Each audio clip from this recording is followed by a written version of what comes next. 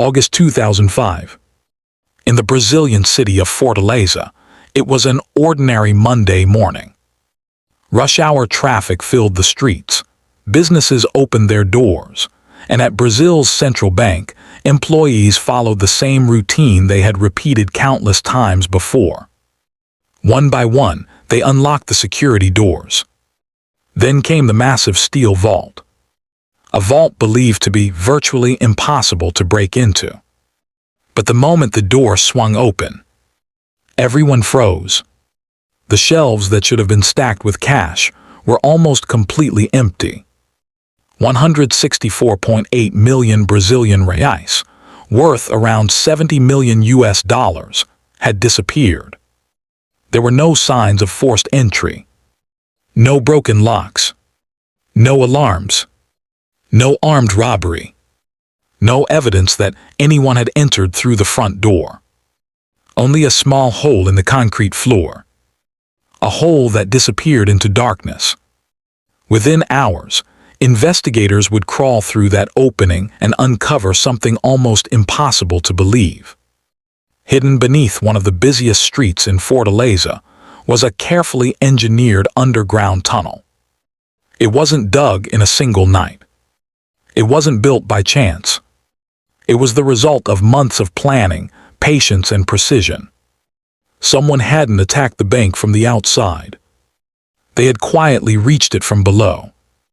And what the police were about to uncover would become one of the most extraordinary bank heists in modern history. But one question still remained. Who could design such an impossible crime? And how did they manage to disappear without leaving a trace? Months before the vault was emptied, the robbery existed only as an idea. While most criminals dreamed of fast getaways and armed robberies, one man believed there was a smarter way. His name was Luis Fernando Ribeiro ***. Unlike ordinary bank robbers, Luis understood how banks were protected. He knew that modern vaults were surrounded by reinforced steel, motion sensors, surveillance systems, and strict security procedures. Breaking through the front entrance would trigger alarms within seconds. To him, the biggest enemy wasn't security. It was *** time. Most robberies failed because police arrived within minutes. So instead of asking, "How do we break into the bank?" he asked a different question. How do we enter without anyone realizing we're there? That single question changed everything.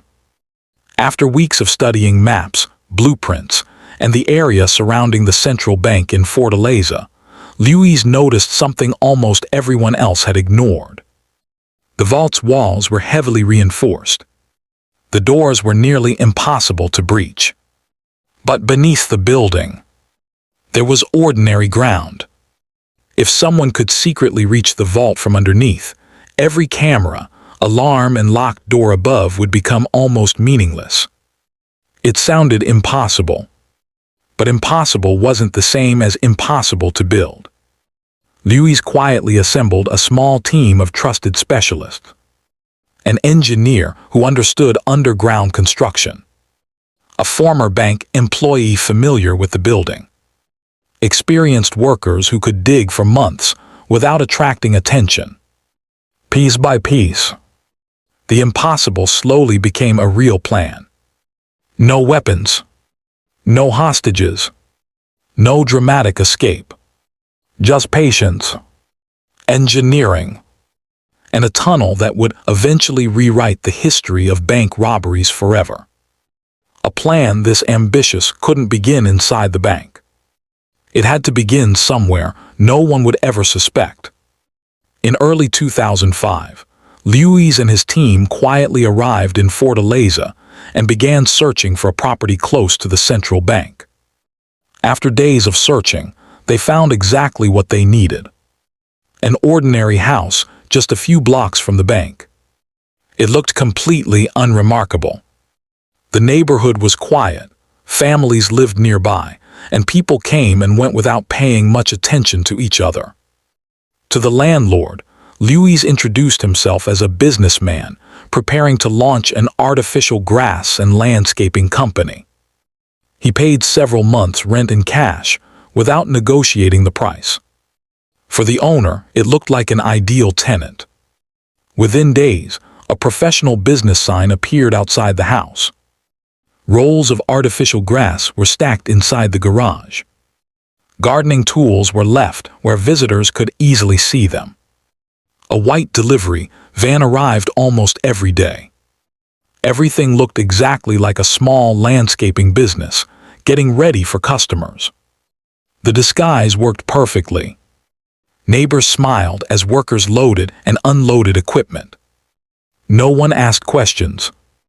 No one imagined that, beneath the floor of that ordinary house, a secret excavation had already begun. Behind closed doors, furniture was quietly removed from one of the back rooms. The floor tiles were carefully lifted. Then, for the first time, shovels struck the ground. Every bucket of soil brought them one step closer to the bank. But they quickly discovered a harsh reality. The earth beneath Fortaleza was far tougher than they had expected. Dense clay, compacted soil, and solid rock slowed their progress to a crawl. The robbery had officially begun. And the hardest part was still ahead.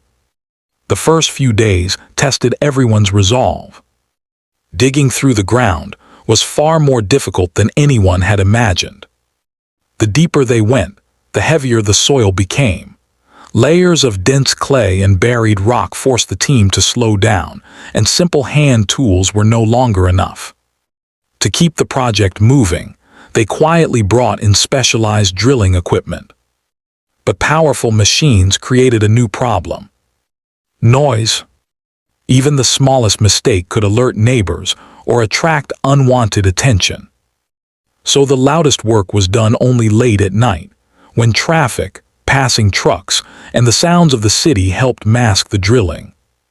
Once the vertical shaft reached a safe depth, the real mission began. Instead of digging downward, they turned toward the bank.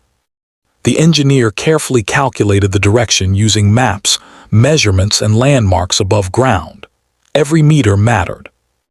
A small error could send the tunnel beneath the wrong building, or straight into underground utility lines. Inside the tunnel, conditions were brutal. The passage was so narrow that workers could barely crawl through it. Fresh air was limited. Heat built up quickly. To keep everyone alive, the team installed ventilation pipes and electric fans that pushed air deep into the tunnel. They worked in rotating shifts. One man dug. Another filled buckets with soil. Others pulled the buckets back through the tunnel using ropes. Above ground, the soil was quietly loaded into the white van. Night after night, the van left the neighborhood carrying what appeared to be landscaping materials. In reality, it was carrying away the evidence of one of the most ambitious robberies ever attempted. By the end of several weeks, the tunnel stretched farther beneath the city with every passing night. The bank was getting closer, but so were the risks. One mistake, one collapse, or one suspicious neighbor could destroy everything they had spent months building. By the spring of 2005, the tunnel had become an underground maze stretching deep beneath Fortaleza. Every night, the team moved a little closer to the central bank. Every morning, they covered their tracks as if nothing had happened. But the deeper they dug, the more dangerous the mission became. One evening, the engineer suddenly ordered everyone to stop.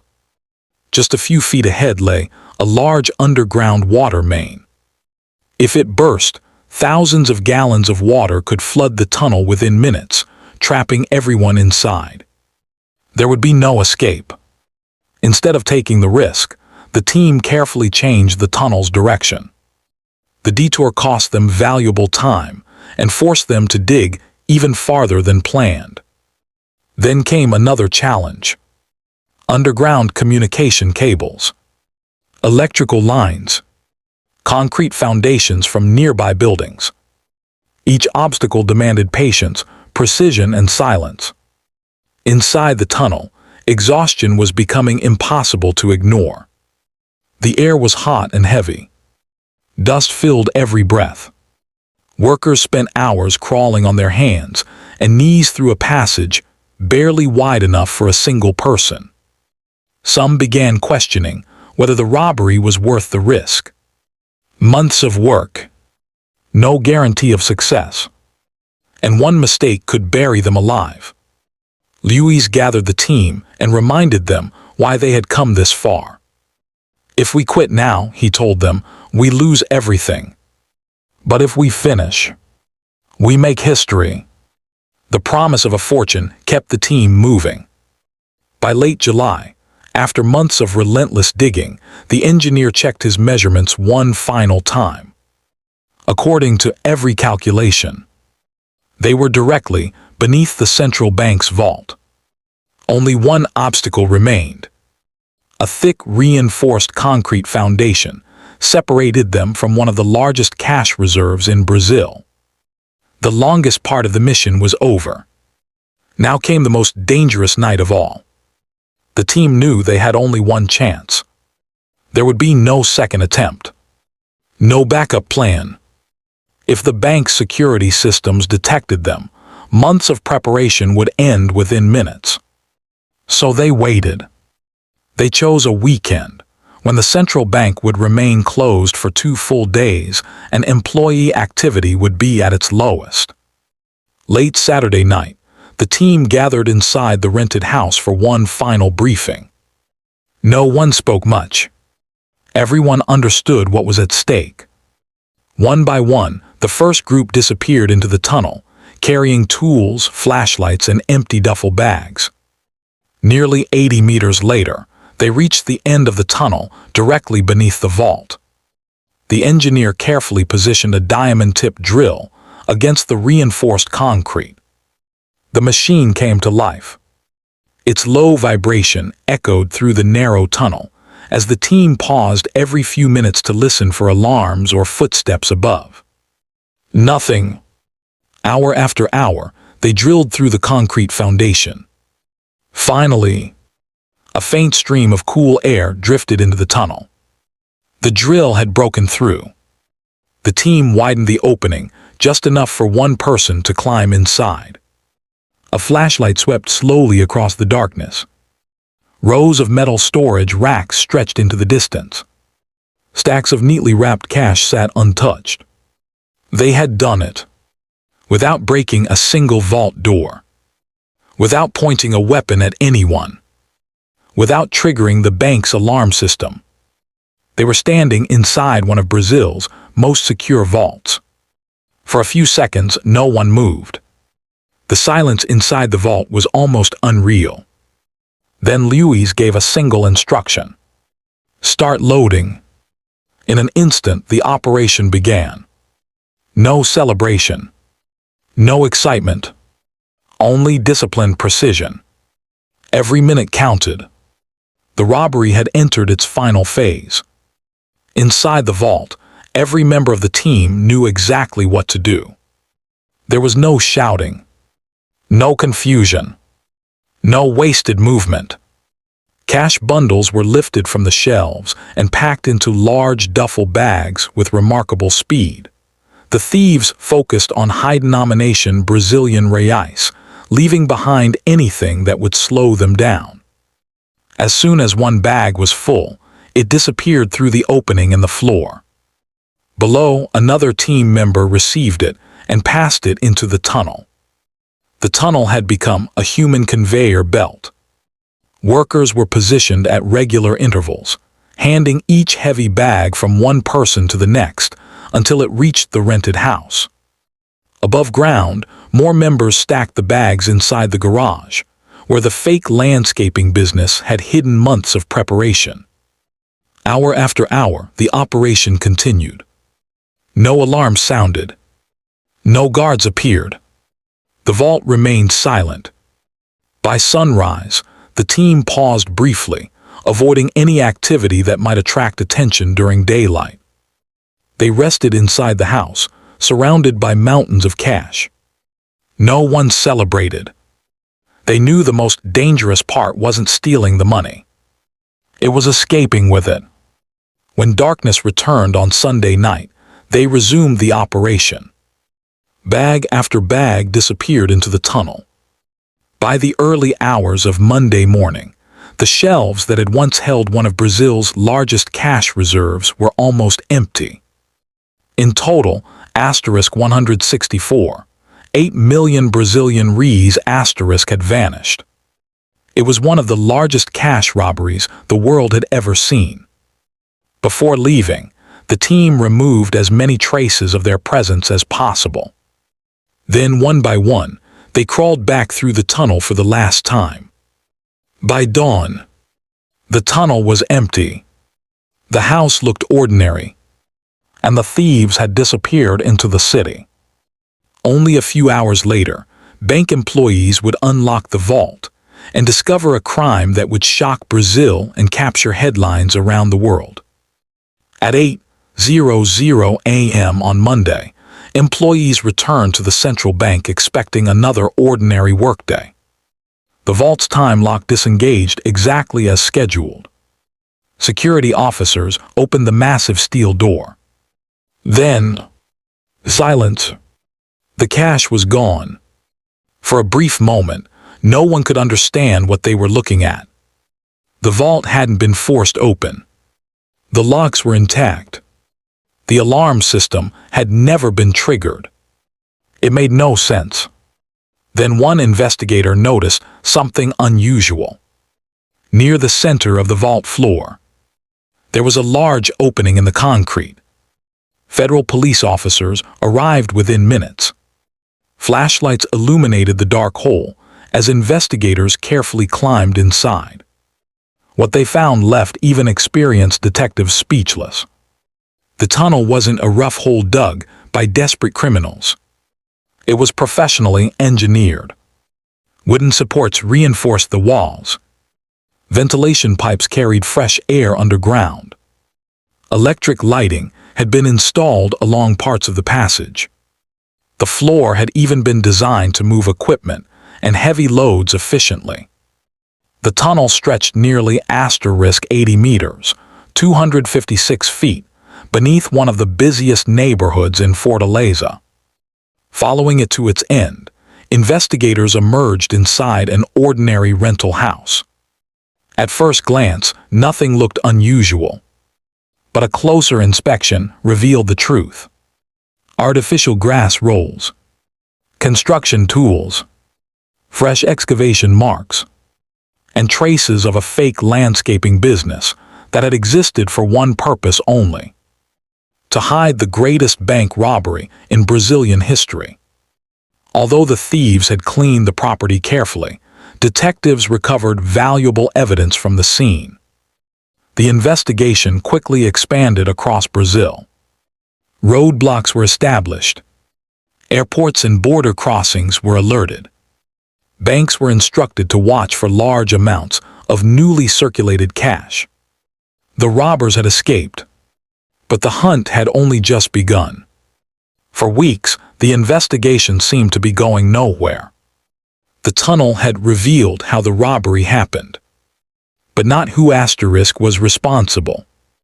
The thieves had planned every detail with remarkable discipline. They avoided leaving obvious fingerprints, abandoned the safe house, and disappeared in different directions across the country. It looked as if they had vanished without a trace. But history has shown that many great heists don't fail during the robbery. They fail afterward. Investigators knew one thing: stealing millions of dollars is difficult. Spending them without attracting attention is even harder. So instead of chasing tunnels, they started following the money. A few weeks later, a local car dealership reported something unusual. A customer had walked in and offered to buy a brand new car entirely with cash. Large stacks of freshly printed Brazilian banknotes were placed on the salesman's desk. The amount wasn't enormous compared to the total robbery, but something about the money felt wrong. The notes looked brand new. Many carried consecutive serial numbers, and those serial numbers matched batches that had been reported missing from the central bank. The dealership quietly contacted the authorities. Federal police immediately opened a surveillance operation. Rather than making an immediate arrest, detectives chose to watch. They followed the buyer for days. Soon, they noticed him meeting with several other men who had also begun spending unusually large amounts of cash. The pattern was impossible to ignore. One careless purchase, one suspicious payment, had cracked open one of the most carefully planned robberies in history. And for the first time, the investigators were no longer chasing a mystery. They were chasing real suspects. Once the first suspects were arrested, investigators separated them and questioned each one individually. At first, no one talked. Every member of the group understood that silence was their strongest defense. But pressure has a way of breaking even the most carefully planned criminal operations. After days of interrogation, one suspect finally decided to cooperate. His statement changed the entire investigation. For the first time, police learned that the robbery wasn't the work of a few thieves. It was a carefully organized operation involving dozens of people, each with a specific role. And at the center of it all was Luis Fernando Ribeiro ***. Detectives immediately began searching for him. But Luis had already disappeared. He understood that once one person was arrested, the rest of the organization would eventually begin to fall apart. Using false documents and stolen cash, he fled Brazil and crossed into Paraguay, hoping to disappear among the busy border cities. For a while it worked. He rented an apartment, kept a low profile, and stayed out of public view. But there was one mistake he couldn't avoid: loneliness. Unable to completely cut ties with his old life, Luis secretly contacted family members and close friends back in Brazil. What he didn't know was that investigators were already monitoring several of those connections. The calls didn't reveal what he said. They revealed where he was ***. Working together with Paraguayan authorities, Brazilian investigators quietly launched a joint operation. For days, officers watched his movements without making contact. Then, one morning in November 2005, as Luis walked toward a neighborhood cafe, police closed in from every direction. There was nowhere left to run. Without firing a shot, the mastermind behind Brazil's most famous bank heist was finally arrested. He was extradited back to Brazil, where he faced trial and received a lengthy prison sentence. But even with the mastermind behind bars, the mystery was far from over. Because most of the stolen fortune had already disappeared. The arrest of Luis Fernando Ribeiro made headlines across Brazil. To many people, it seemed like the story was finally over. But investigators knew better. Capturing the mastermind didn't mean solving the entire crime. As the investigation continued, more members of the gang were identified and arrested. Authorities recovered only a small portion of the stolen cash. Millions of reais were found hidden in homes, vehicles, and secret storage locations. But it was only a fraction of what had been taken. The majority of the money had already vanished. Investigators followed financial records, searched properties, questioned relatives, and tracked anyone connected to the robbery. Yet the missing fortune remained out of reach. To this day, a significant portion of the stolen money has never been officially recovered. Some investigators believe it was quietly laundered through criminal networks.